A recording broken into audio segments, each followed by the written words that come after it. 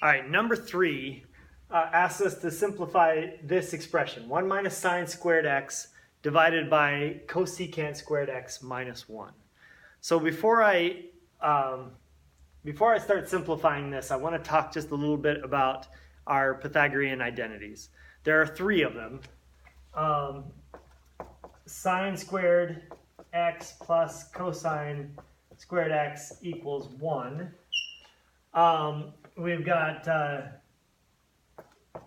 tangent squared x plus 1 is equal to secant squared x.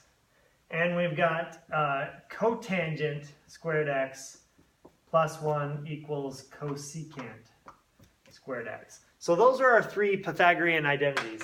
But you need to also be very familiar with some identities that are implied based on these 3 Pythagorean identities. So, for example, if we subtracted cosine from both sides here, we'd get that sine squared x equals 1 minus cosine squared x.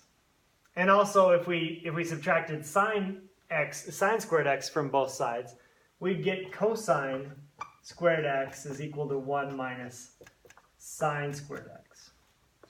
And then for this one, if we subtracted 1 from both sides, we get that tangent squared x is equal to secant squared x minus 1. And if we subtracted 1 from both sides down here, we get that cotangent squared x is equal to cosecant squared x minus 1. So these are the 3 identities that are going to be on your reference sheet.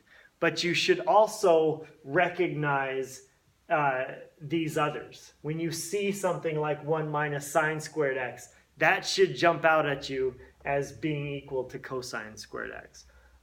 When you see this cosecant squared x minus 1, that should jump out at you as potentially being a Pythagorean identity as well. And you can go to this and work out that that's going to be equal to cotangent squared x.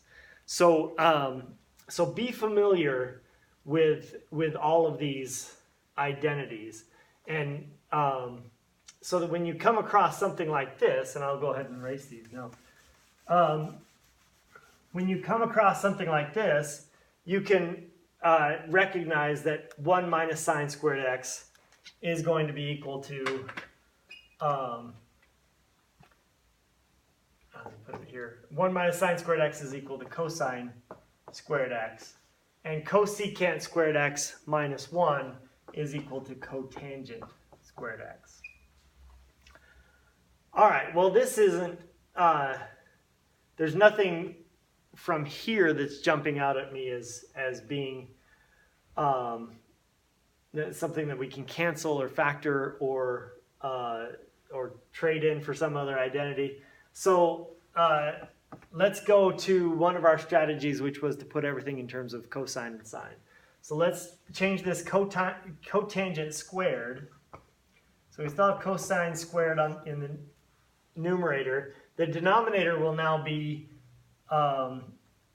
cosine squared x divided by sine squared x. Now this is ugly, so let's rewrite this. Remember that division is the same as multiplication by the reciprocal. So here we're dividing by cosine squared over sine squared. That's the same as multiplying by sine squared over cosine squared. So this is equal to cosine squared x times sine squared x over cosine squared x. And now notice we've got cosine x in the numerator, we've got a cosine squared x in the denominator. Those are going to cancel, they'll divide to 1.